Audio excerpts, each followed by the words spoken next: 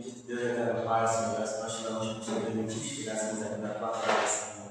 Abre nossa mente, nosso coração para tudo que tu fala ali, para o nosso aprendizado, Senhor. Que nós possamos não deixar nada de tirar o nosso foco, Senhor.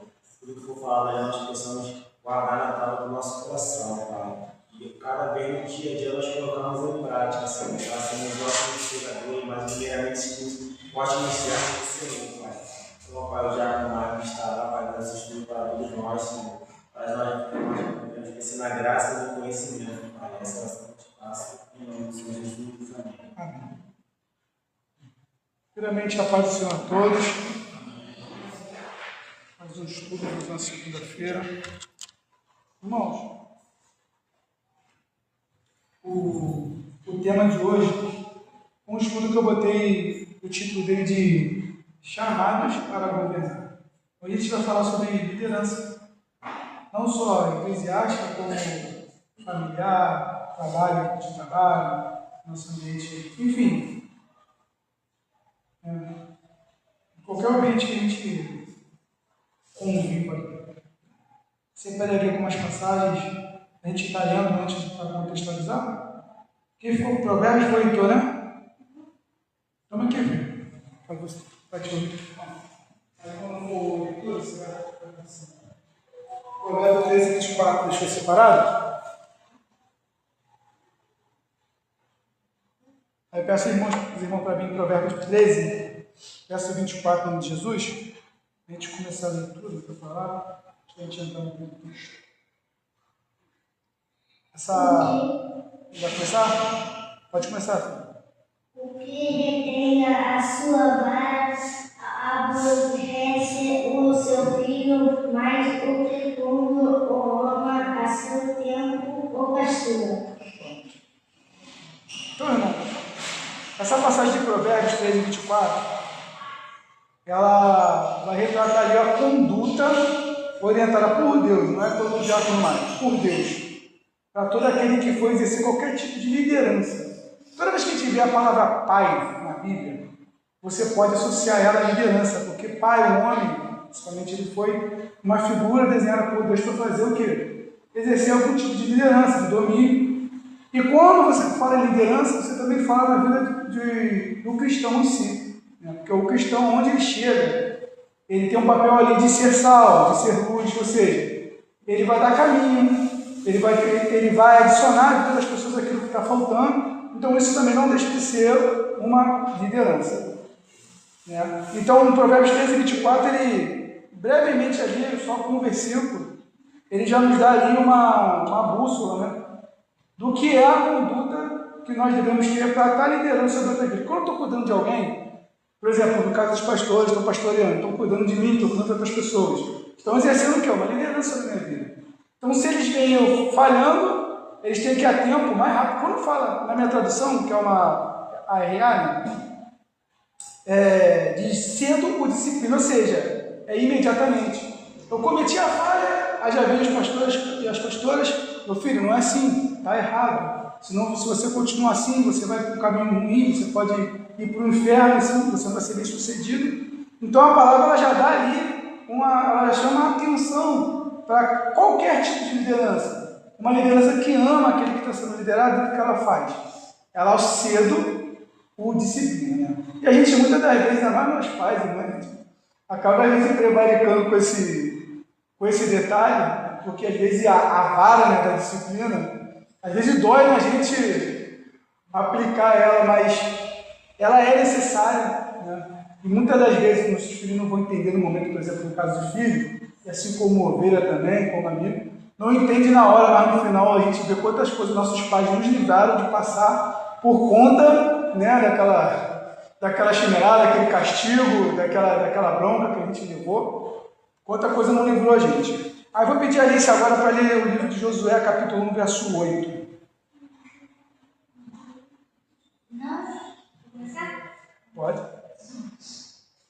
Não afaste tua boca do livro desta lei, antes meditar nele dia e noite, para que tenhas cuidado de obedecer a tudo que nele está escrito. Assim farás prosperar o teu caminho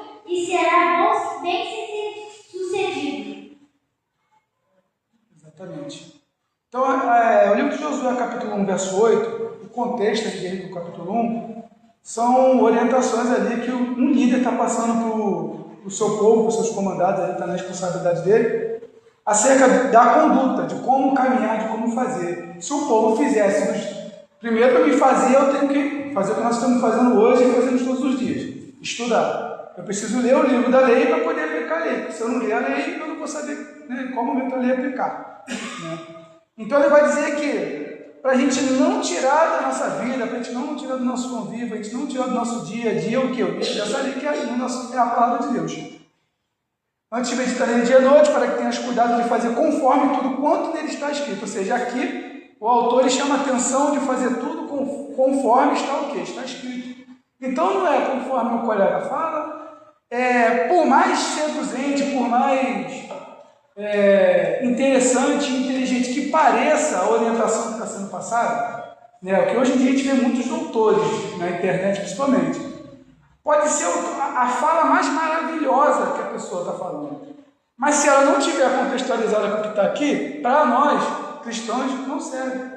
Por mais que faça sentido talvez para o nosso entendimento, se não tiver alinhado com isso aqui, para nós cristãos não serve. Então ele fala para a gente meditar de noite no livro dessa lei, para quê? Para quando aparecer falsas informações, por mais que pareçam que uma aparência de bem, nós tenhamos o conhecimento, a condição de falar assim, opa, isso aqui, se eu não me engano, não está escrito não. No mínimo a gente dá o benefício da dúvida, corre para a palavra e vai ler, não está escrito, não me serve. Certo? Mas o contexto principal para a nossa procedência. Como que eu devo proceder aqui agora diante desse problema, diante dessa situação, diante desse dilema? Eu tenho um livro que já me diz, na sua totalidade, não tem nada que a gente precise que não esteja escrito na Bíblia. Nenhuma situação que nós passamos hoje é novidade para a Bíblia. Ela é atemporal, como algum ditado popular que diz que ela é mais atual que o jornal de amanhã. Ou seja, não tem nada que a gente vai passar que já não esteja passado por alguém aqui e que Deus já não tenha dado uma orientação de como fazer aqui. Por isso o autor chama a atenção para isso. Aí quando ele fala prosperar o teu caminho, ele está dizendo uma prosperidade no total. Não quer dizer que se eu fizer tudo como está escrito, eu vou ser rico. Mas eu vou ter eu vou ser bem sucedido naquilo que eu fizer. Né? Vou ser bem sucedido. E termina com prudentemente te conduzirás. Para começar o nosso estudo, quero fomentar que toda vez que eu vejo a palavra pai na Bíblia, ou em qualquer lugar de disciplina de testamento, eu não consigo traduzi-lo como outra coisa a não ser liderança. Reparou na luta do sistema perverso para desqualificar a figura masculina e paterna?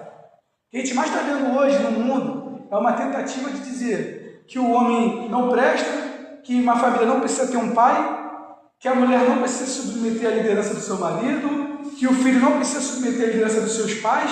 Então a gente vê um esforço grande do sistema para quê? Para desqualificar uma coisa que Deus já determinou por conta de uns pais, de uns homens que fizeram mal, né, com a autoridade que Deus deu para eles, responsabilidade, não é nem autoridade, responsabilidade, confundiram responsabilidade com poder.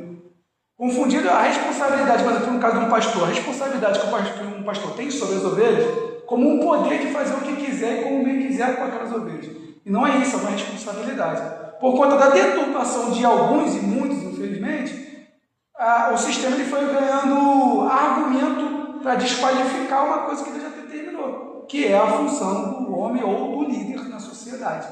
Hoje nós vemos muitas mulheres líderes por causa de quê? Porque o homem não teve o posicionamento de se colocar na responsabilidade dele de cuidar da esposa, de cuidar dos filhos, de cuidar da igreja. E as mulheres foram vendo cada vez mais a necessidade de fazer o quê? De tomar a frente do trabalho. Por quê? Você vai olhar para os ministérios, o homem às vezes não quer mais nada. É as mulheres que estão de frente, é as mulheres que estão em tudo, as mulheres que estão fazendo. Por quê? Porque elas acabaram ganhando ali de frente da batalha. E famílias também. Hoje temos muitas mães solteiras, por quê? Que vão lá, trabalham, faz. É legal, amém, graças a Deus. Mas sabemos que não deveria ter sido assim. O homem ele tinha que vir, assumir o papel dele, dar o jeito dele, trabalhar 1, 2, 3, quantos empregos fosse necessário, para se esforçar e dar aquilo que... E principalmente cumprir o seu papel, que nem se fala só de provisão financeira, que vem a provisão de instrução, aí provisão emocional para sua família, de estar presente, de fazer esse presente, de dar a vida nas situações, e por conta dos homens que foi chamado por Deus, Deus não criou Adão antes de Eva, não foi à toa. Ele deu uma responsabilidade para ele, por mais que ele tivesse ali como adjuntor, ele falou, está na tua responsa. Tanto que quando a Eva come o fruto, mas e quando Adão come? Foi aí que o bicho pegou. Porque quem Deus tinha dado a autoridade e a responsabilidade? Para ele. Então, hoje,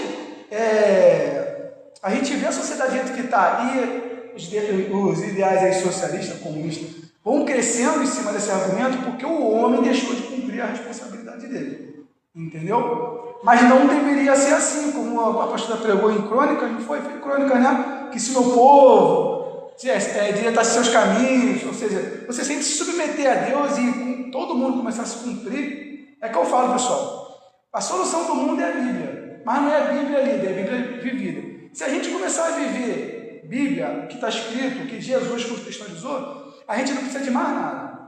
Até governos do homem, por exemplo, independente de partido, de ideologia, eles não vão conseguir se criar. Por quê? Se nós temos um povo instruído na palavra, é fácil governar um povo desse? Não, porque você tem que ter qualidade, postura, você não vai aceitar ser governado por qualquer pessoa, você não vai aceitar estar sobre qualquer lei, você não vai aceitar, por exemplo, vamos supor que saiu uma lei hoje que está permitido criança de 12 anos casar, como é em outras culturas aí. Se tem uma nação cristã, ela não vai ficar parada diante disso, ela vai lutar para isso. Então muitas das vezes a gente espera começar do alto, quando deveria começar de baixo. Então a gente está deturpando muitas das coisas por conta disso. Por quê? Se nós agimos como cristãos, nós somos a solução da sociedade. Não é presidente, governador, prefeito, vereador, a ONU, não é, gente. Somos nós que nós fomos chamados para ser luz do mundo e sal da terra. Se o mundo está sem sabor, não é porque o presidente é do partido A ou B, é porque nós não estamos sendo esse sal na vida das pessoas. Porque quando o protetor, líder ou do grupo ou família perde sua capacidade de governar e liderar, todos ficam vulneráveis. Por ser uma referência moral ética, qualquer ideia pode ser facilmente convencida como a certa. Por isso, nós, principalmente homens de Deus, precisamos adotar abordagens bíblicas para liderar, independente do nosso caráter. Personalidade. Esse ponto aqui, ele é muito interessante. A gente tem dois temas que, quando a gente vai jogar uma situação, tem dois temas que separam. Caráter e conduta. Eu não posso determinar o irmão pela conduta. Vamos supor, o diácono agiu uma vez, me distratou uma vez. Teve uma conduta ruim. Se ele me distrata 2, 3, direto, todas as vezes, aí ele já começa a demonstrar que ele tem um quê? Um caráter. Então, se a gente depender do nosso caráter, que a gente sabe, nós sabemos que a natureza humana é mais tendente para quê? Para o mal. Então, como Paulo diz, o bem que eu quero fazer, eu não faço, mas o mal que eu não quero nem fazer, esse eu acabo cometendo. Então, se nós dependermos do nosso caráter em si, por mais que nós tenhamos o Espírito Santo, que nós vivemos na presença de Deus, se nós dependermos do nosso caráter, em algum momento, ou mais vezes do que eu esperava, nós vamos falhar. Então, Deus ele ensina na palavra dele conduta. Qual é a conduta? A minha não. Se eu conduzir a situação do jeito que está escrito, por mais que para mim pareça que não faz sentido, mas está escrito, não tem, a palavra é mentirosa. Deus não mente, ela não precisa de mim e dos irmãos para ela fazer efeito. Ela lançada, a palavra de Deus ela lançada, ela tem os seus efeitos. Ela não precisa que nós, do jeito que nós fazemos, basta fazê-la ou cumpri-la sobre a vida do próximo. Então, se nós tivermos o intuito, eu não sei se os irmãos já repararam, o intuito da maioria dos estudos separados é tentar moldar a nossa conduta com a conduta de Cristo. Porque a gente tem aprendido, por exemplo, a irmã tem passado o Isaías, que é o resumo da Bíblia. O livro de Isaías é o resumo da Bíblia. Ali está a lei, ali está as ordenanças, ali está o sentido daquilo que nós estamos fazendo hoje, e Jesus é o cumprimento dessa lei, então elas agem em complemento. Em Isaías a gente aprende as exortações e orientações que Deus dá ao seu povo, os apontamentos que ele faz para os seus erros, e Cristo é o cumprimento do dever. É como se os profetas do Antigo Testamento apontassem os erros e o acerto que ele vem apontando é o anúncio de Cristo. E Cristo vem dando essa solução. Então, Isaías aponta o eu, Cristo mostra como fazer certo. Isso vai se complementando. Então eles vêm bem fazendo o quê? A gente tem que caminhar junto pregar a palavra e o aplicar na nossa vida. Então, são maneiras que Deus dá, algumas inspirações para a gente aplicar essa palavra no nosso dia a dia mesmo, constantemente, né? Que nós temos que nos aperfeiçoar. Por exemplo, se um líder é manso ou enérgico, duro ou carinhoso, disciplinador ou compreensivo, se você adotar os conselhos e abordagem bíblica para cada situação pontuada por ela, você não corre o risco de envenenar ou sabotar sua família, igreja ou equipe com seu caráter. Por exemplo, a situação ela exige energia e eu sou manso, quieto, tranquilo.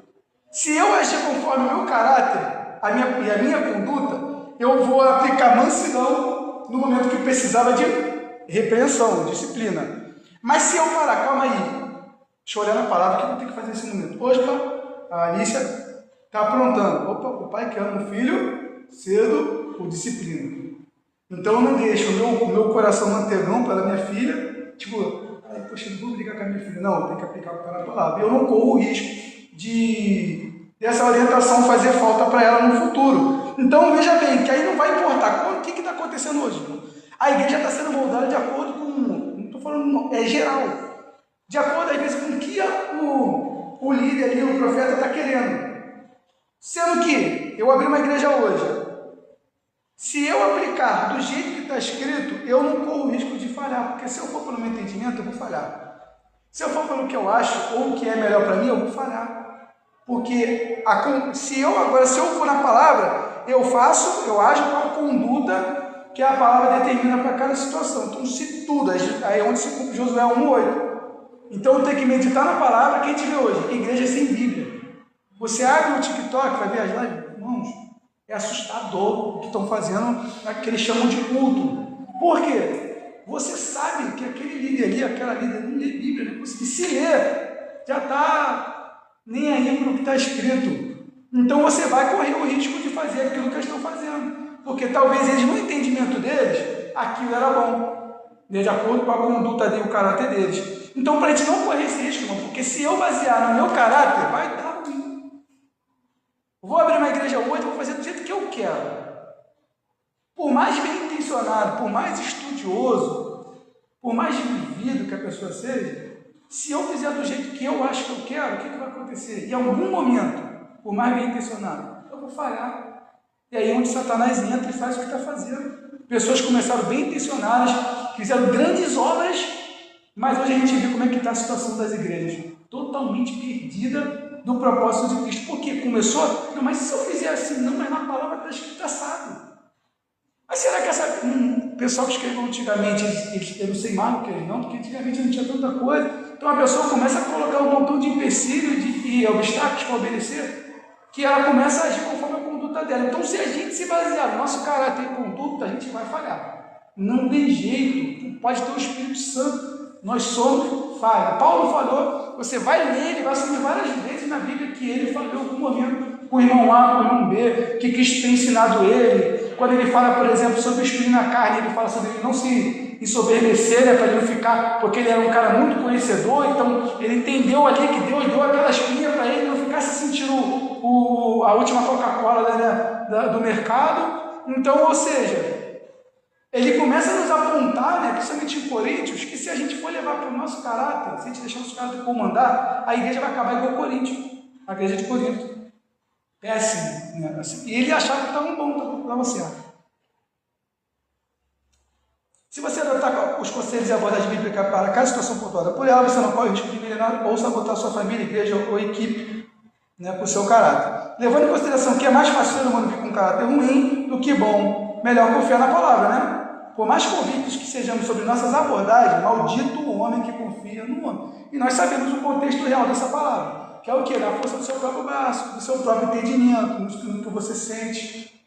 A gente sabe que o coração é extremamente enganoso. Então, assim, que eu vou citar alguns exemplos de quem omitiu de seus liderados a conduta de um líder bíblico e as consequências dessa prática.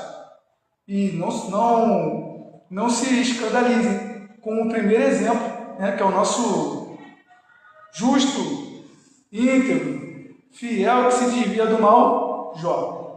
Eu vou pedir, pode ser o diácono Leandro, no Jó, capítulo 1, verso 4 e 5, por favor. Jó capítulo 1, verso 4 e 5. Isso é muito sério, gente. 4, 5. Isso, Jó capítulo 1, verso 4 e 5.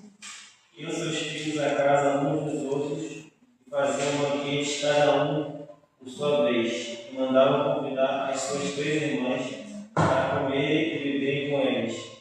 E sucedia que, tendo decorrido um turno de dias de seus banquetes, enviava Jó e os santificava, e levantando-se de madrugada, oferecia o holocausto segundo o número de todos eles. Pois dizia Jó: talvez meus filhos tenham pecado e blasfemado de Deus no seu coração. Assim fazia Jó continuamente. Continuamente. Ou seja, quando fala continuamente, é uma prática que os filhos dele já vinham fazendo várias vezes, ou seja, era uma repetição dessa conduta dos filhos dele, e Jó continuamente ofertava. Vocês observem bem aqui, Jó, conhecendo a história de Jó, homem justo, íntegro, fiel, que se desvia do mal. Acredito que deve ser lá o terceiro homem mais perfeito da Bíblia, acredito eu, vamos dizer assim, chega mais perto do nosso Senhor. Mas percebemos que Jó ele aplica no momento que ele precisava exortar, disciplinar, castigar, ele recorre para uma outra coisa,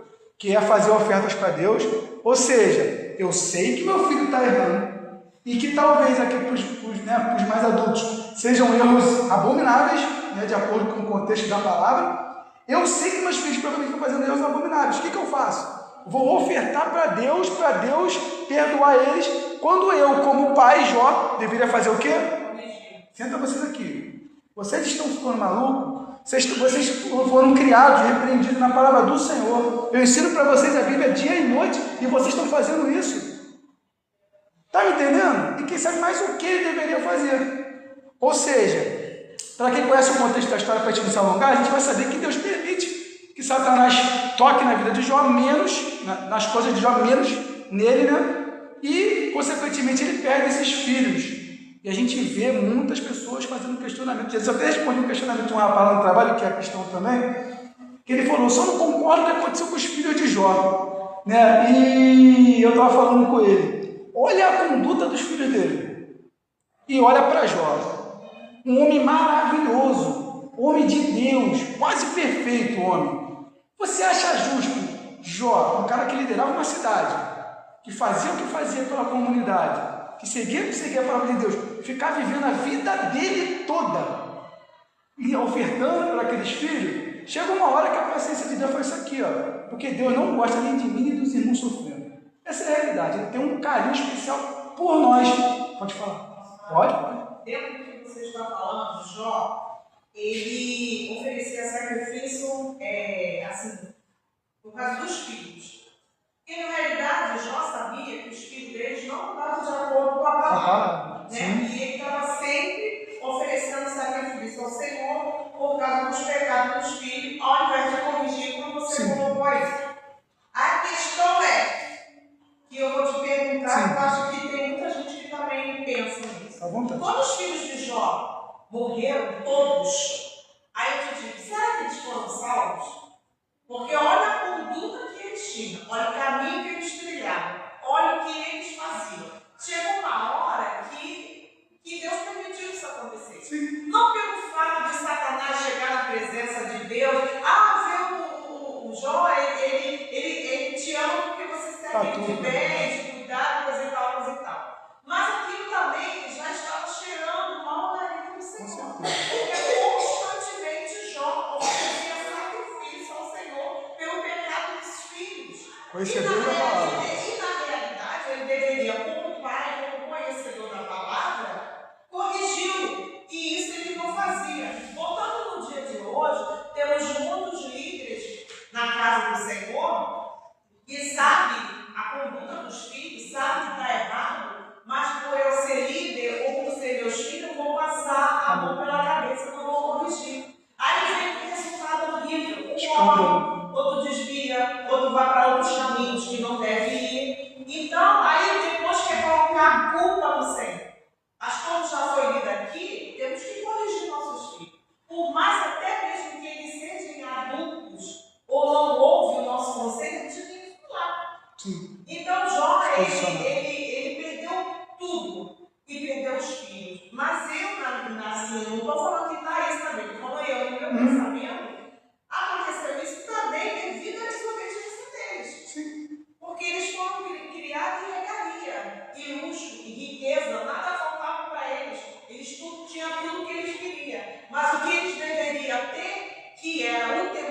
Senhor obedecia a palavra, que o pai não orientava e não falava, isso acontece no dia de hoje. Exatamente. A gente pastoreia, às vezes terceiros, mas às vezes a gente acaba pecando de alguma forma com nós mais próximos, ou com irmãos, ou com parentes, quem estiver mais próximo, às vezes com amigo, por exemplo.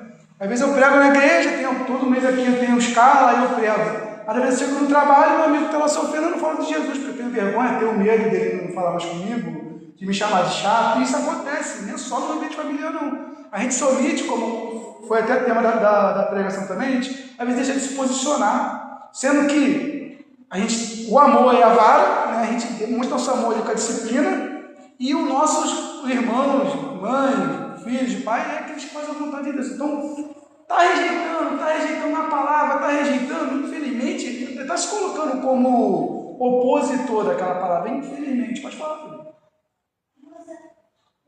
Pode. Quando você falou que quando pegar o evangelho, mas se quando a gente quiser pregar o evangelho, quando a gente quiser pregar o evangelho, ninguém quer. Não, mas aí a sua função está feita. Porque no caso do Jó, não é que ele não pregou para os filhos dele, ele ensinava. Só que ele falava, mas quando ele ensinava, mas quando o filho errava, pelo menos a Bíblia não aponta ele em nenhum momento. Jó botou de castigo, Jó pegou uma vara de goiabeira e corrigiu os filhos. Não tem isso. Tem o quê? Continuamente ele fazendo oferta, né, para Deus.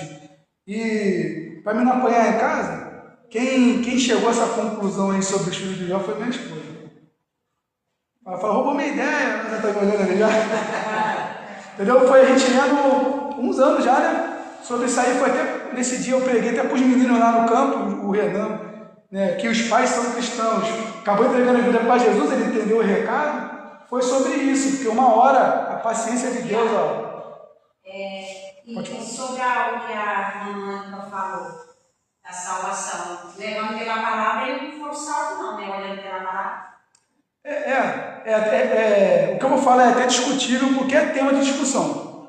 Talvez quando Cristo foi lá, que ele deu a oportunidade, né? Mas isso é muito discutível ainda esse tema. Quando ele desce lá ao Sheol, se eu não me engano, ele vai lá tirar a coroa do mundo, das mãos de Satanás, e vai lá e entrega para aqueles que não tiveram oportunidade. Eu não sei se ali ele salva. É um tema muito discutível. Talvez ali, mas ali, do jeito que eles morreram, é só pensar, irmão, aqui. É só utilizar a nossa imaginação. O que será quando pessoas jovens se reúnem para viver e sabem só o que? Dias e dias e dias. Coisa boa não é, estudo bíblico não é, gente. Não é dominó, não é uno, a gente sabe.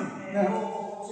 Provavelmente. Eu fui num estudo bíblico, isso assim fica muito vago, né? Sim. Eu fui num estudo bíblico e um pastor lá estava ensinando o seguinte, que antes de Jesus vir à Terra e morrer pelos nossos pecados, muitos aceitaram a Cristo e foram salvos, mas ainda não tinha um lugar, pelo menos foi as palavras dele, não tinha um lugar, vamos dizer assim, hoje nós temos, morreu, está separado no lugar de repouso, de sossego, até esperar a volta de Jesus. Outro morreu e está no lugar de tormento até Jesus voltar. Ele estava explicando que nessa época não tinha esses dois lugares. Ia todo mundo no mesmo lugar. Preste atenção, vê se você Sim, não, eu estou pensando, estou raciocinando. consegue entender. E eu falei assim, mas por quê? Se um aceitou Cristo e o outro não, por que vai as duas pessoas para o mesmo lugar? O cristão e o não cristão. Aí ele estava dizendo que ali, naquela época, Cristo ainda não tinha vindo em carne e tal, morrido pelos nossos pecados. Por isso, quando ele ressuscitou ao terceiro dia e foi lá no inferno e pegou as chaves da vida, da morte, o que está escrito, ele arrebatou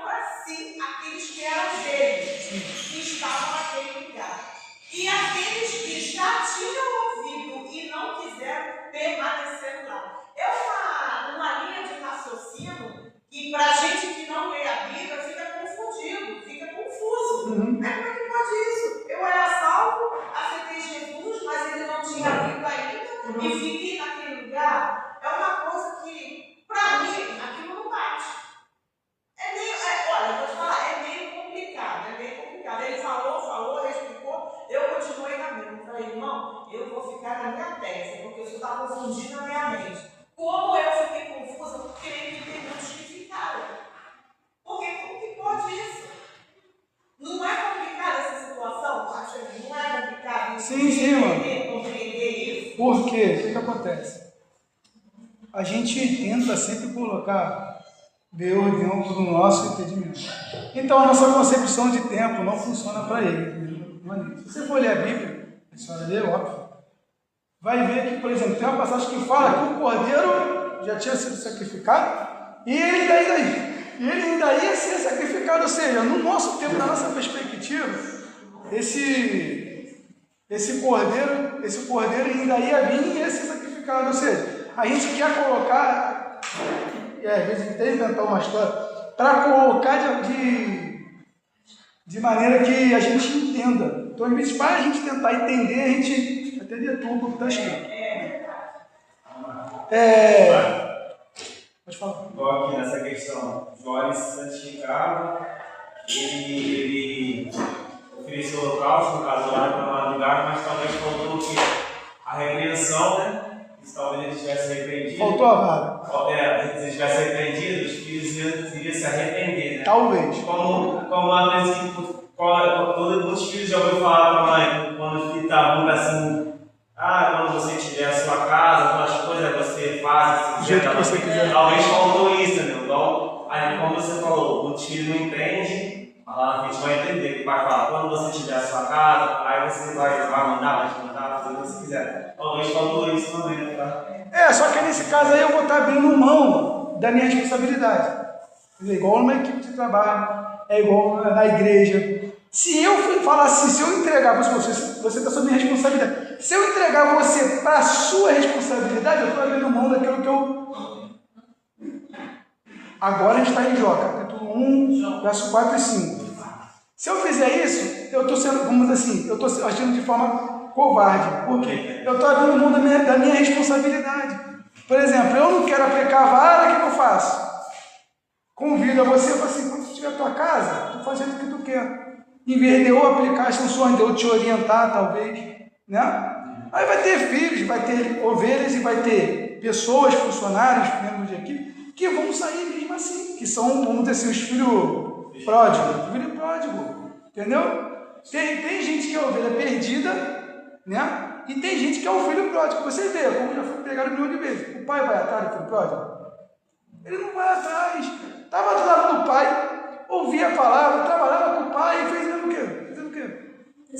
Foi embora e não descobriu nada. Você pode ter a tua equipe de trabalho, uma equipe de futebol, por exemplo. Ser o melhor técnico, dar vida para os seus técnicos. Que vai ter jogador que vai achar que não tá bom e vai sair do teu tipo. Aí talvez depois, quando chegar na outra equipe lá, que não tiver o mesmo tratamento, que o treinamento não foi igual. Que às vezes que tem técnico que vai além de treinador, não é psicólogo. Tu liga para ele te dá conselho. Aí quando você chega em outro lugar, vê que não tem a mesma coisa, o que tu faz? Você volta. Entendeu? Exatamente.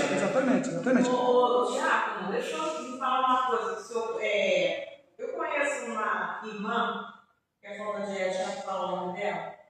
Ela tinha, né? Porque agora a filha dela já está com 20 e pouco. Ela tinha uma filha de 15 anos. E ela era cristã. A mãe era cristã. Aí a filha enfrentou a mãe. Houve uma confusão, uma coisa lá, ela enfrentou a mãe. Aí sabe o que ela fez? Eu, como mãe e como serva de Deus, eu acho que a atitude dela foi errada.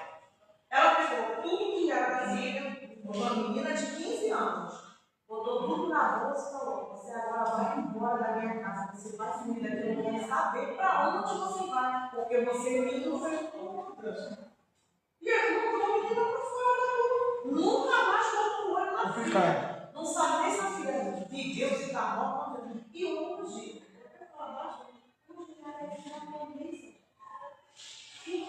dentro da palavra, para mim, isso é fácil. Porque quando eu sou diaconisa, eu vou falar do amor de Cristo para aqueles que estão ao meu lado, vou orar, vou aconselhar. Se na hora que a minha filha me enfrentou, eu não tive sabedoria para sentar, para me acalmar, conversar com a minha filha e botei a minha filha para a rua. Isso foi eu que posso. Agora, só Deus sabe o que aconteceu com a vida dessa menina, porque até hoje nunca mais ela teve notícia da filha. Você sabe se a filha morreu, se é prostituta, onde a filha anda. Ela não tem notícia nenhuma, ela nunca mais tem que voltar. Isso deve ter o quê? Já uns 15 ou 20 anos isso. Uma coisa é o filho pródigo, né? Que ele escolhe sair. O pai não bota o filho para fora. O pastor não expulsa a ovelha perdida, o nome já diz perdida. A dracma perdida, vamos dizer assim. Ou seja, não tem ali momento nenhum, vamos botar assim, a reflexão de liderança de Deus, alguém falando assim, ó, sai, some. Muito pelo contrário, Cristo ele vai orientar a gente sempre fazer o quê? Dar outra face, 70 vezes 7, perdoar de novo, cuidar, conversar, orientar, mesmo que exortando. Agora, se o filho chega e fala assim, me dá minha herança, que eu vou cair no Exatamente, mas é o que você falou sobre liderança e sobre o que o pastor trouxe aqui na palavra. Se você não governa bem a sua casa, você não está apto a subir no altar para ministrar, para ensinar nada. Sim. Esse contexto e esse acontecimento está ligado. O que você também está falando está ligado. Se eu sou líder e não tenho a liderança dentro da minha casa, você conduzir a minha casa, meus filhos, eu não estou apto para subir no altar. Então é complicado. É muito complicado. O Tiago Maio, só pegando um gancho aqui com eles, né? Tudo que está sendo falado, e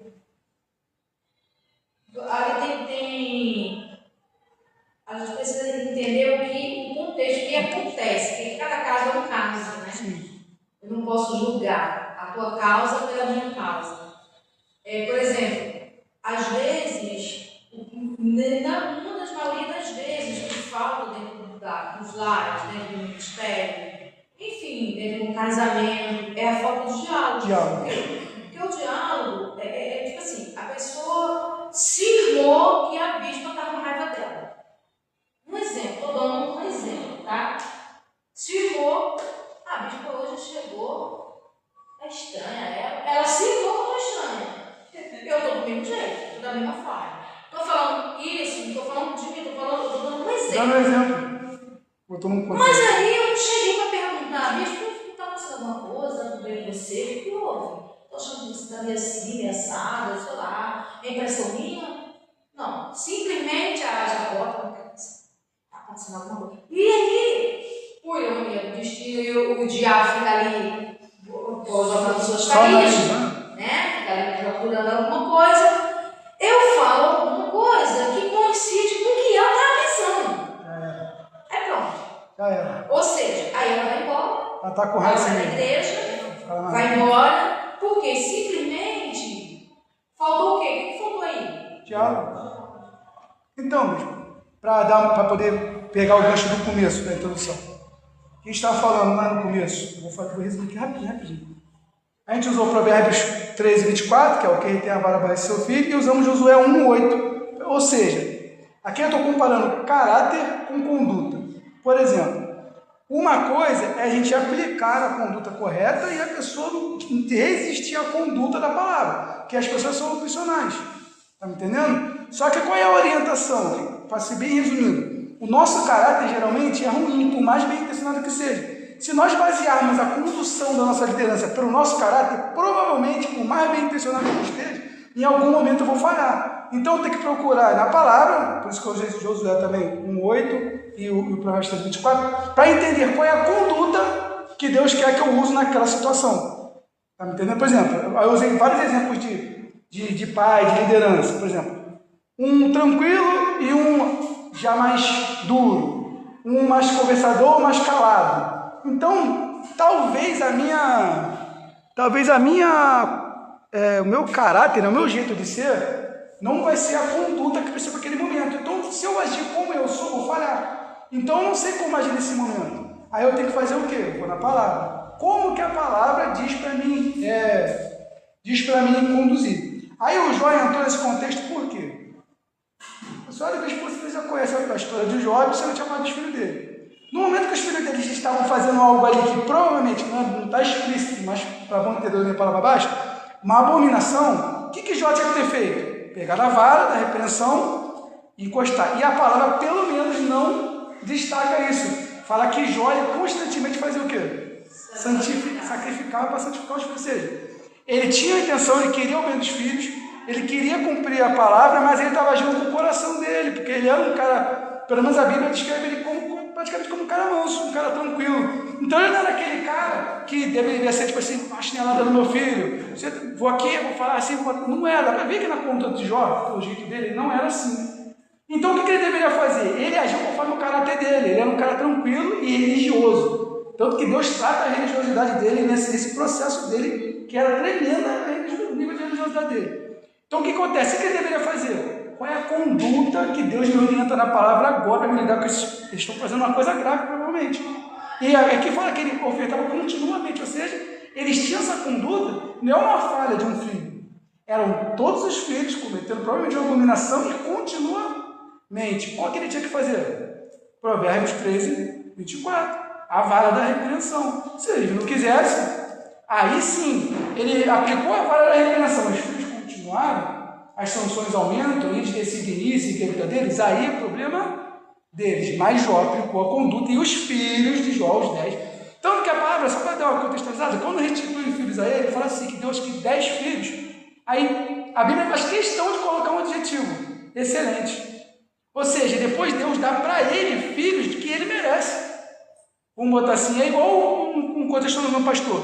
Ele começa uma igreja, dando a vida e só Jesus na causa, pessoal. O pessoal não valoriza, mas ele continua, persevera, continua fiel à palavra. Chega uma hora que Deus permite Satanás tocar nesses filhos, vamos dizer assim, né? Nessas pessoas, nessas ovelhas, e posteriormente ele dá 10 filhos para esse Jó, para esse líder. Excelente, por quê? Porque Deus reconhece ali, não, tem um líder excelente, tem um pastor excelente, agora eu vou dar 10 filhos excelentes para esse pastor. Porque não é só sobre família, é sobre liderança no trabalho, em casa, em tudo. Ou seja, que nós vamos errar e erramos, porque a gente aplica o nosso caráter. O que eu acho, por exemplo, às vezes os meus filhos eles precisam levar uma situada, eu sou sincero, irmãos. Só que aí o coração morre, poxa, minha mãe me batia, aí eu achava legal apanhar, aí você não corrige, que tem hora que o filho exige a correção, sabe, bem corrigida. Eu corro o risco do meu filho intensificar naquela falha. Aquela falha foi posteriormente por conta de que eu não apliquei a conduta, entendeu? Talvez pode prejudicar ele, por falta dessa, e Deus orientou, eu não mais apliquei. fácil você dar um celular para ele, para distrair, Isso, exatamente. Exatamente. É o que realmente acontece hoje. E aí também me lembra dos filhos de Eli, né? Que ele também não corrigiu Samuel, os filhos dele, né? Só que daí também vai o caráter, perceber que Samuel foi criado ali no ambiente. Mas Samuel, ele já seguiu uma conduta totalmente diferente. Então varia de caráter para caráter. Sim. Entende? Tem pessoas que vai fazer igual Samuel, vai se criar num ambiente corrompido, mas ele não vai se corromper.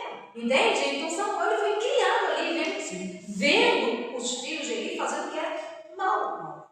Entendeu? Mas ele sabia o que era correto. Né? Portanto que o Senhor começa a falar com ele bem pequeno.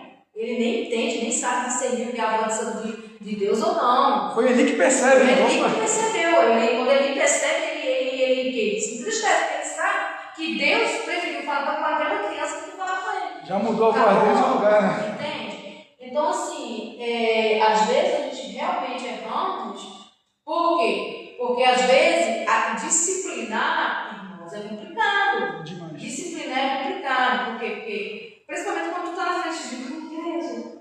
Porque quando tu disciplina, não, porque você não vai disciplinar. Você tem que disciplinar, não tem jeito. Não é porque é meu amigo, não é porque é isso, porque é aquilo, não. O certo é o certo, ainda continua sendo certo, o errado ainda continua sendo errado. Então, assim, mas aí, quando você realmente é um líder escolhido por Deus, você vai saber como aplicar essa correção. Sim.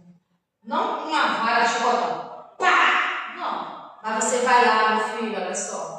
Então, a palavra vai dizer assim. A vara vem depois da conversa. Depois a palavra não tem como você rebater. Sim. Não adianta.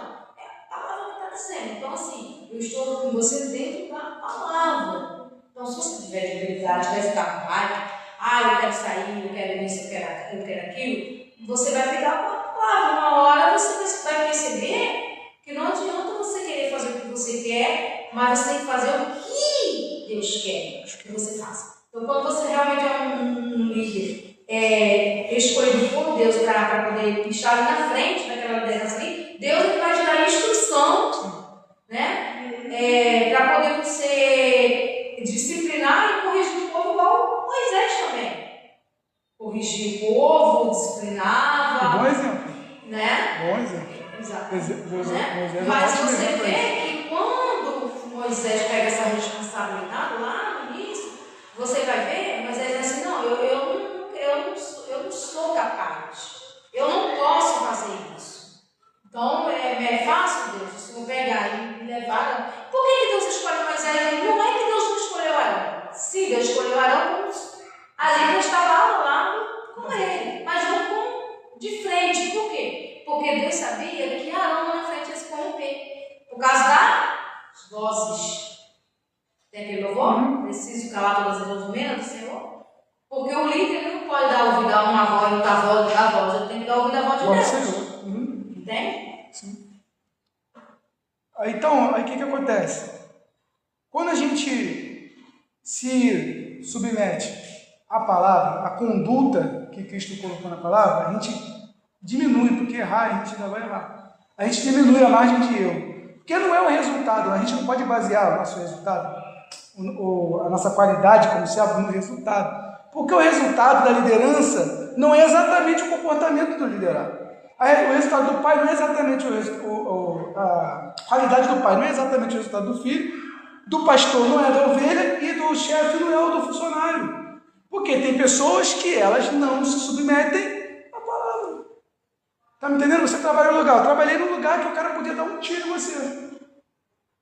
Mas tinha pessoas que ainda iam, mesmo assim, iam contra o que o cara estabelecia. Ou seja, aí não era culpa da abordagem dele. A pessoa não se internou para aquilo. Só que, aqui voltando para nós, é para nós não vermos o nosso comandado, vamos dizer assim, ou o nosso amigo, nosso familiar, o nosso que for, cair por conta de que nós não aplicamos, que é diferente.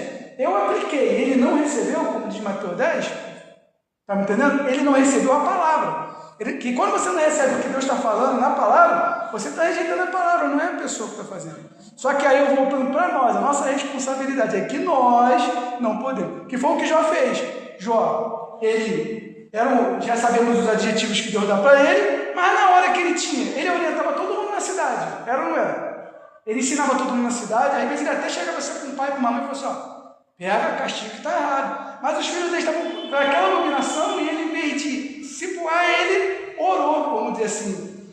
Ele fez um crime, gente? Não, mas ele agiu com o coração dele na hora. No momento, talvez, que ele precisava, sabe, subir a régua da cobrança, porque eu não estou dizendo propriamente dar uma surra no filho, mas mudar o tom da conversa, botar mais, como assim, metaforicamente falando, o dedo mais na cara, sabe? Está errado, presta atenção no que tu está fazendo, você está pecando contra o Senhor. Não, ele vai lá e a palavra diz continuamente. Ou seja, os filhos já tinham uma conduta repetida, que uma conduta repetida é caráter.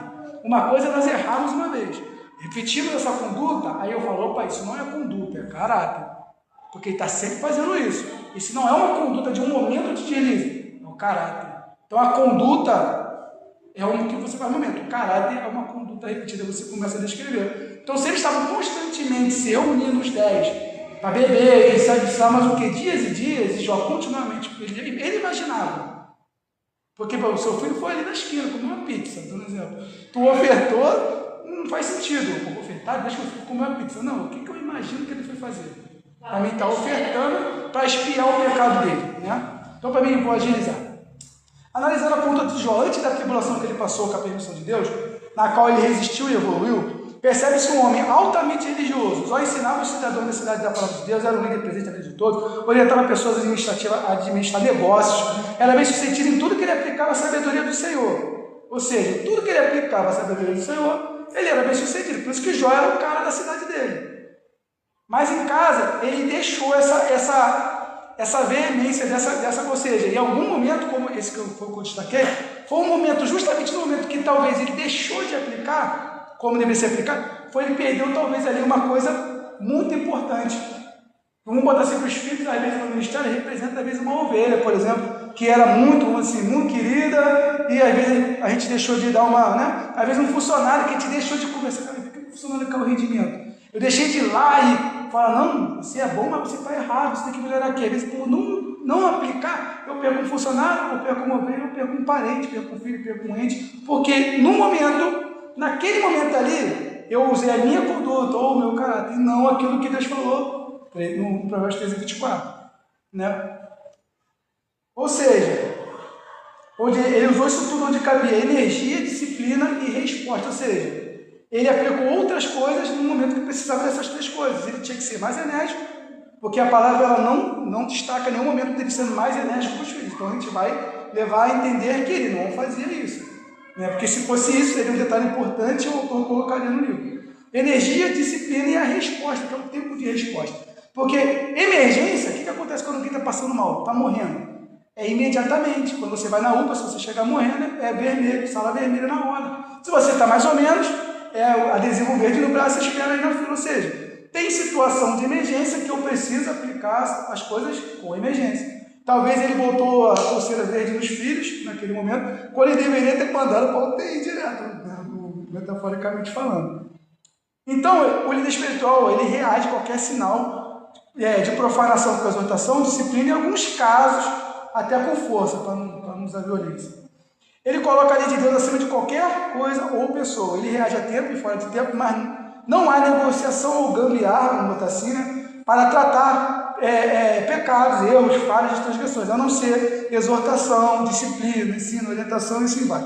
Pois o liderado que está em corrupção de alma precisa dessas abordagens para que a raiz do mal seja tratada e ele tenha a oportunidade, ou seja, como foi pregado também, se eu deixar de aplicar isso, às vezes eu estou abrindo mão de dar uma oportunidade para o irmão de acordar o que está fazendo, e às vezes o irmão vai perder a salvação, e eu, por conhecer o bem, saber que deveria fazer e não fiz, eu vou lá e cometo pecado.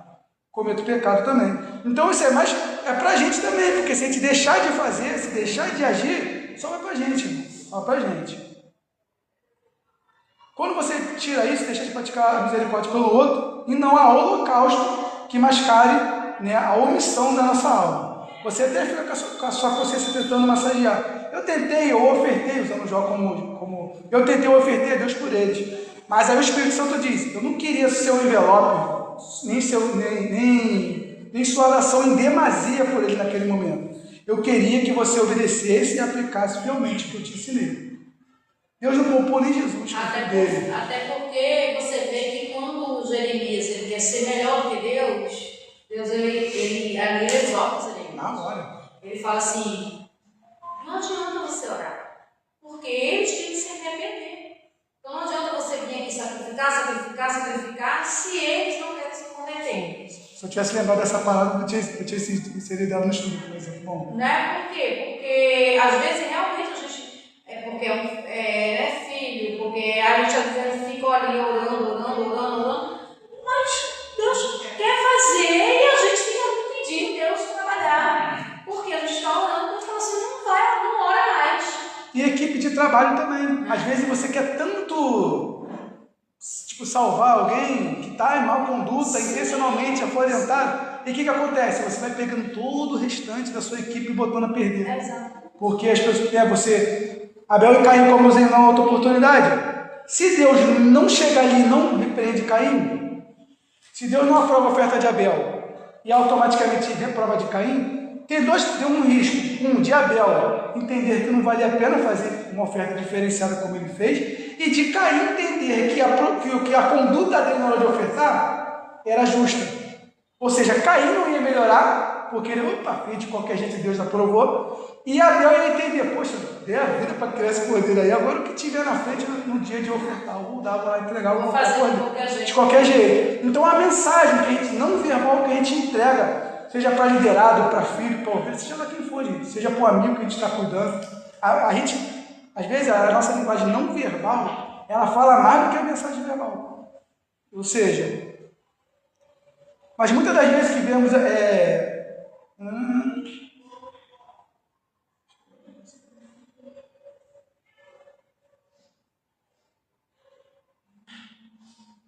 acredite, seus liderados observam e manipulam a sua hipocrisia ou prevaricação. E aí mora aquela de muitos reinos promissores.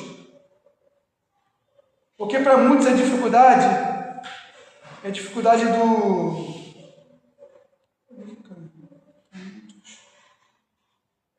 Porque para muitas vezes o gesto de carinho, né, é uma dificuldade, na realidade, às vezes, a gente se omite. Porque, tipo assim, para mim poder, por exemplo, às vezes para mim exortar minha filha, ela vai ficar chateada comigo, não vai falar comigo, ela não vai ter mais... Então, se a gente apertar mais um pouco, a gente acaba recuando, com medo, às vezes, do filho ficar chateado, quando não deveria. Porque o nosso papel como líder, como pai, é aplicar, tem que aplicar, porque lá na frente, talvez lá no futuro, ela bem na obra de Deus, na vida dela também, fala assim, caraca, se não fosse aquilo que meu pai fez comigo lá atrás, que eu fiquei chateado com ele, sei lá, 6 meses, e foi aquilo lá que fez eu ainda estar aqui ainda.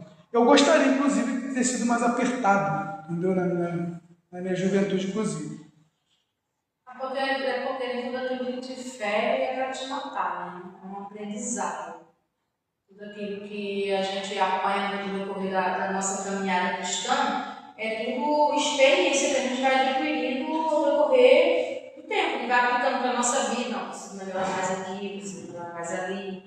Né? Eu preciso me corrigir aqui, porque o Senhor me corrige a gente. Sim. Ele, quando a gente está errado, o Senhor vai lá e corrige. Minha filha, você poderia fazer mais, você poderia ser melhor, poderia, né, ter uma conduta melhor, poderia ter um caráter melhor. O Senhor vai falando com a gente. Né? Então, assim, nem tudo aquilo que fere é para matar. É igual o metiolate antigamente, né? Aquilo ardia igual um cão. Mas ele ficava, né? Ou aquilo ardia com uma boa pipoca. Mas era bom. Rápido de criar a casquinha e ficar rápido sarado. Aí eu separei aqui um exemplo prático e catastrófico, que a gente conhece na Bíblia. Por exemplo, Davi. A gente sabe o que Aminon fez com Tamar. Naquele momento ali, talvez não, quase com certeza, que eu não posso dizer com certeza, Davi deveria ter agido com muito mais firmeza com Aminon. Aí a consequência de ele não ter agido conforme deveria ter agido com Aminon. Tamar fica do jeito que ficou, vamos dizer assim, depressiva, mal. Imagina como ela se sentiu. E Absalão fica do jeito que nós já conhecemos. Ou seja, ele começa a desenvolver um desapreço pelo pai. Ele começa a sentir uma aversão pelo pai. Ele começa a confrontar o pai tudo até o ponto dele tomar o lugar do pai. E a gente sabe que ele fez outras coisas para envergonhar o pai, a gente sabe, né? Como a questão que hoje eu não vou me estender muito, mas ele fez coisas ali perante o povo para envergonhar, para pisar no nome do pai, porque eu acredito que além dele ser, para fazer isso tem que ter um caráterzinho também ruim, mas eu acredito que ele queria que o pai sentisse a dor que ele sentiu quando ele descobriu o que o irmão fez com a Tamar. E ele não aplicou. Tipo assim, pelo menos a palavra não fala assim, Davi, vamos botar no nosso dialeto, Davi deixou Aminon sem videogame, não houve nada, não tem isso exatamente na palavra. Talvez ele não fosse ali, mas ser o sucessor, mas assim, continuou sendo filho do rei, vamos dizer assim, continuou comendo bem, continuou vivendo bem, e eu imagino Absalão observando, estou Absalão observando. Ou seja, talvez se eu fizer isso, meu pai não vai fazer nada comigo. Se eu fizer isso, meu chefe não vai fazer nada comigo. Se eu fizer isso, meu líder não vai fazer nada comigo. Aí o caráter humano já começa a querer manipular, porque percebeu que Davi tinha ali uma dificuldade na hora até com os amigos, se você olhar a história de Davi, ele tinha uma dificuldade. O cara traiu ele, fez o que aconteceu com ele. Quando, eu não lembro quem foi Abner que matou, ele ficou revoltado, que você não deveria ter matado ele. Então Davi, no momento ele tinha esse coração dele. Mas o que gerou na vida de Absalão? Apesar que para fazer aquilo ali tem que ter uma sementinha já. Mas mesmo assim, a responsabilidade do que ele fizesse podia não estar sobre Davi. Porque quando a gente é ruim, a gente vai fazer alguma coisa de qualquer jeito. Às vezes é só uma ação, porque aí através da tua ação, aí eu vou reagir. Entende? A ação, ela sempre tem uma reação. Então você age e o outro reage. Né? O outro vai reagir, vamos dizer, vai se defender, né? de alguma forma. Então, para mim poder passar para o bispo já, aí agora vamos botar a verdadeira liderança. A liderança continua nos salvando até hoje. Que liderança que foi que continua sendo todos? Alguém cumpriu o papel de líder, de todas as esferas. E graças a essa liderança ter cumprido o propósito dele, do jeito que está escrito, porque tudo se cumpre em Cristo. Então Cristo veio e fez tudo conforme aonde? Na palavra. E graças a ele ter feito isso, a gente está desfrutando hoje da justificação, da santificação, através do sangue deles, né? Do Espírito dele. Porque ele foi lá e falou assim, tudo que está escrito ele cumpriu nele. Ou seja, ele veio mostrando, ó, se a gente quer ser um bom pai, se a gente quer ser um bom líder, se a gente quer ser um bom chefe, se a gente quer ser um bom amigo, olha para mim, faz do jeito que eu fiz, faz do jeito que está escrito na palavra. Né? Aí eu ia botar para a leitura, mas vai esticar muito. Em Mateus 16, vou deixar o material lá no grupo, depois o pessoal quiser também estar meditando, 16, do 21 ao 23, Jesus está dizendo a morte, e Cristo vai, e Pedro vai e começa a falar para ele, não deixar acontecer isso não vai acontecer não. E começa a bascular, Cristo ali, Cristo repreende ele, né? Com todo carinho, não foi? Não, deu uma cajadada literal. Está endemoniado, meu filho, falando essas coisas, ou seja, ele vai lá e trata.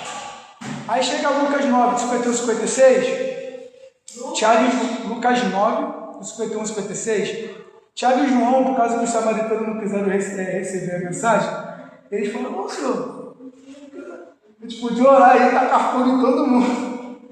Ou seja, piedade, crueldade, Cristo repreende ele de novo. Aí lá em Lucas 9 também, do 46 ao 48, eles começam a discutir, querendo um lugar de honra. Quem vai sentar à direita, à esquerda, querendo um lugar de honra, ou seja, a vaidade. Mas Cristo repreende de novo, orienta de novo. E o João era o mais chegadinho ali de Cristo. Pedro era o cara que ele falou assim, rapaz, você também vai ver. Mas Cristo não tinha tempo ruim, não. Porque ele sabia que ele estava tratando neles características que tinham neles que iam atrapalhar eles no ministério deles na frente. Então ele não podia deixar de falar, Pedro, isso que está fazendo é do diabo. Isso aí que você está, o João, o Tiago, isso aí não se faz, não. O homem de Deus não manda tacar fogo em ninguém. Paulo pega Pedro lá na frente, arrebenta Pedro. Ou você é judeu ou você não é. Ou você serve a Cristo ou você não serve. Você não pode ficar aqui em cima do muro. Aí Pedro fica como? Não fala nada. Aí João 21, do 20 ao 22, é Pedro querendo se comparar com João. Por causa que falou que e começa a ter uma discussão de, então ele é melhor do que eu, ele é melhor do que eu, começa a ter uma discussãozinha ali, ou seja, uma inveja, aí Cristo, novamente, porque se aquela inveja ficasse no coração deles, mais para frente eles vão brigar mais do que eles já brigavam, né? Porque dissensões houve entre os apóstolos, a gente sabe disso, né? E Marcos 4, 35 a 41, se eu não me engano, é a tempestade, ou seja, um momento de dificuldade, eles agem com incredulidade, que Cristo fala. Ele reclama, ele exorta.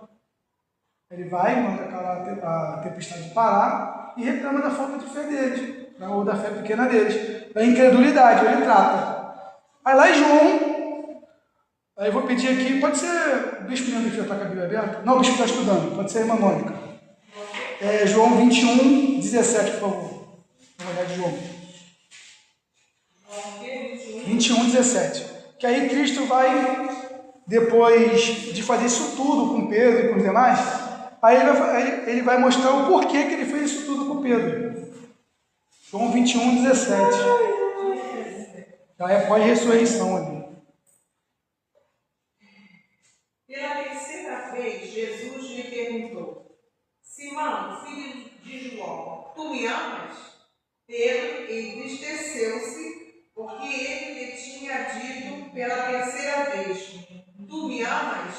E respondeu-lhe, Senhor, tu sabes todas as coisas, tu sabes que eu te amo. Jesus lhe disse, apacenta as minhas ovelhas. Ou seja, tudo que ele aplicou, por mais duras que fossem as palavras de Cristo para os seus discípulos, tudo que ele aplicou é porque ele precisava tirar do coração deles, da conduta deles, tratar o caráter deles, porque ele tinha uma missão para aqueles discípulos. E se ele não tratasse os discípulos, principalmente Pedro, para esse momento, como que seria a condução depois da igreja? Entende isso? Ou seja, eles não estariam suficientemente preparados para executar, porque ali ele fala, agora está contigo, irmão. O Espírito vai descer, vocês vão ter o Consolador, mas a liderança, o poder, a responsabilidade está contigo. Então ele vai, trata tudo que tem que tratar nos discípulos durante o caminho, exorta, ensina, disciplina, cuida, trata, para no final ele chegar e ter uma equipe, vamos dizer assim, de qualidade, né? Ter uma equipe de qualidade, que se não fosse essa equipe, né, guiada pelo Espírito Santo, a gente não teria o que a gente tem hoje. O Cristo vem, ensina eles, prepara eles, dá o Espírito dele para eles, e foi essa equipe que se sustentou através de Deus que permite a gente hoje estar aqui desfrutando da palavra. Mas para que isso acontecesse, Jesus precisou fazer o quê? Sobre eles. Aplicar a palavra. Em todos os momentos. Por mais que Pedro fosse o favorito, está endemoniado, rapaz. Só que está falando, você está endemoniado, tira isso da tua boca. É o diabo que está te usando. Está me entendendo? Então hoje a gente vê, de vez em quando o bispo conversa comigo, ele retrata algumas coisas que acontecem aí fora. Tem pessoas sem... igrejas quase fechando porque não tem pessoas para trabalhar. Ele me falou uma vez que ele deu uma orientação para uma pessoa e falou assim, tem que formar, tem que disciplinar, tem que discipular. E isso é muito verdade. Então o que o Cristo está fazendo ali com eles, através da palavra, é discipulando. Como eu tenho que fazer com o filho, como eu tenho que fazer com equipe de trabalho, como eu tenho que fazer na igreja, como tem que ser feito comigo no trabalho, na família, na igreja. Só que levando para o quantitativo aqui, levando para o nosso dia a dia cristão, a gente precisa estar aplicando a palavra, por mais que não seja fácil. A palavra ela vai reduzir, porque errar, vou repetir que a gente vai falhar, até a glória, mas ela vai reduzir a incidência, a repetição desse erro. Porque a nossa vida, depois que a gente vira cristão, a nossa vida não é mais nossa, e o que a gente faz não reflete só mais na nossa vida. Não adianta. A minha atitude faz amigo meu não ir mais para Jesus. A minha atitude dentro da igreja, às vezes, de ver um irmão, está triste, eu não vou lá, não falo com ele, e esse irmão ele larga Jesus, ou seja, porque eu não apliquei o que estava escrito. Irmãos, congregai-vos, fortalecei um outro, né? Se um está fraco, o outro levanta, eu não faço isso, porque eu não agi, porque eu deixei o meu caráter, que é a minha conduta, entrar no lugar da conduta de Deus. Por causa de uma picuinha, às vezes eu não dou um conselho para o irmão, porque ele fez uma coisa que eu não gostou, e aquele momento ele pode ser a última vez do irmão na igreja. Pode ser a última vez do parente comigo, pode ser a última conversa do parente comigo, às vezes uma última conversa, que eu poderia ter exortado o parente, ele morreu. E eu não apliquei. É sério isso, às vezes tipo assim, parece pesado, mas é a responsabilidade. Depois que a gente sai, que a gente vira nova criatura e que recebe o Espírito Santo, a responsabilidade, a nossa vida não é nossa e a vida do próximo é a responsabilidade da gente também. Entende? Então, se eu não aplicar, porque a gente ficou muito aqui em casa, só que isso aqui é para a vida, é em qualquer lugar, é no trabalho, é na família, é na igreja, é em tudo, gente. Porque a gente confunde, às vezes, o bispo é o nosso líder, tem os pastores. Só eles, não, irmão. Você também é um pastor na vida de alguém. E se você não admoestar, se você não cuidar das ovelhas de Cristo, ele vai te cobrar no final do dia. Ele vai chegar, você nem imagina. Fulano, seu vizinho, seu amigo de trabalho, seu parente, você não sei o quê, porque você não falou. Uma coisa é você falar, chamar, ensinar e não querer. Eu estou falando aqui de não fazer. Porque Cristo pregou, todo mundo aceitou? Cristo deu a vida, todo mundo creu? E quem não creu, aconteceu o quê? Você foi condenado, está na palavra. Ele veio, ele deu a vida, Deus deu seu unigênito na cruz para todo aquele que nele cresce. Mas a oportunidade de crer todo mundo teve. Entendeu? Só que ele nos chamou para uma grande obra. Então, se eu não aplicar aqui, eu vou falhar na família, eu vou falhar no ministério, eu vou falhar nos negócios, eu vou falhar na vida. E vou falhar intencionalmente, porque eu não vou estar conduzindo as coisas do jeito que ele conduziu. Então, o segredo de uma liderança de sucesso em todas as áreas da vida é fazer uma pergunta nas situações. Como Jesus agiria nessa situação? Simples. Parece simples. É simples, mas não é fácil, mas é simples. Como Jesus agiria nessa situação? É a resposta. Tem um problema, um dilema difícil de resolver. Como Jesus agiria? Qual seria a conduta que Jesus aplicaria nisso aqui? Não tem o que você está vivendo, não tem nada que você esteja vivendo que Jesus não passou. Não tem nada. Então vamos lá ver o que ele fez quando ele passou por o que eu estou passando hoje? Foi Foi isso que ele fez. Entendeu? Então, medite e aplique do jeito que está lá, ou seja, na palavra. Indiferente se você não entende, se você entende agora ou não. Se Jesus está no meio, já deu certo, por mais que a gente não entenda. Por mais que não pareça que a gente não entende no momento, se Jesus está no meio, já deu certo. Então, fala de Jesus, viva Jesus, aplique Jesus, pergunta para Jesus, porque se a gente fizer isso em tudo, a gente focou muito em família, porque é a coisa mais familiar para a gente, né? Mas é tudo, gente, é tudo a gente aplicar. Então, Josué 1, verso 8, vai dizer: não aparte da tua boca o livro desta lei, antes medita dela dia e noite, para que tenhas cuidado de fazer conforme tudo quanto nele está escrito, porque então farás prosperar o teu caminho e então prudentemente te conduzirás. Acabou. Não é fácil, mas é simples. Aplicar. Parece pesado, mas é para chamar a gente para sempre ter a consciência da responsabilidade que a gente foi chamado. Vamos acertar sempre? Não, mas se a gente aplicar a palavra, as nossas chances melhoram bastante. Se a gente não deixar nosso caráter, a nossa conduta trabalhar. Então, assim, eu agradeço a oportunidade em nome de Jesus.